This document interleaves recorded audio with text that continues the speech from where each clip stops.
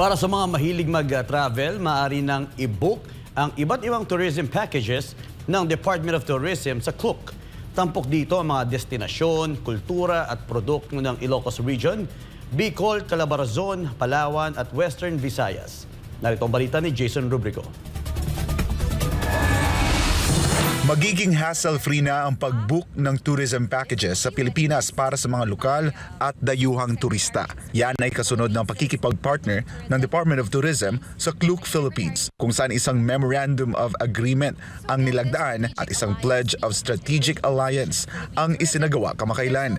Ayon kay Tourism Secretary Cristina Garcia Frasco, na sa pamamagitan ng nasabing partnership, mas makikilala ang iba't ibang destinasyon ng bansa sa buong mundo.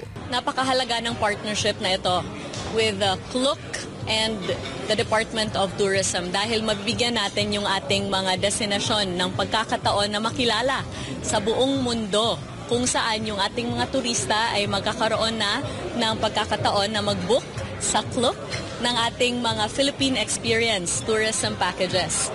Maaaring i-book sa Klook ang iba't ibang Philippine Experience Tourism Packages ng DOT, tampok ang mga destinasyon at kultura ng Ilocos Region, Bicol, Calabarzon, Palawan at Western Visayas. Maaaring i-type ang Klook Exclusive Culture Heritage and Arts Tour sa search bar ng nasabing platform para mas madaling mahanap ang mga nasabing packages. Ang mga presyo ay nagbabago depende sa package na pipiliin.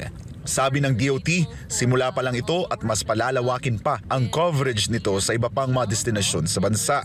Malaking tulong din ayon sa ahensya ang Klook para magkaroon ng digital platform ang mga lokal na travel agency, tour operators at iba pang tourism stakeholders at para may benta ang kanilang mga produkto at mga serbisyo sa buong mundo. We're very excited to partner with the Department of Tourism, especially about not leaving out any of our tourism operators, tourist operators locally, making sure that digital transformation really impacts the entire industry. So I think working with the government bodies, we can now make sure that every single party in the Philippine tourism industry is now included. Sa kasalukuyan, ang Klook ay mayroong mahigit kalahating milyong travel offers na nagbibigay serbisyo sa mahigit 2,000 at 700 destinasyon sa buong bansa. Para sa Diyos at sa Pilipinas kong mahal, ako si Jason Rubrico, SM9 News.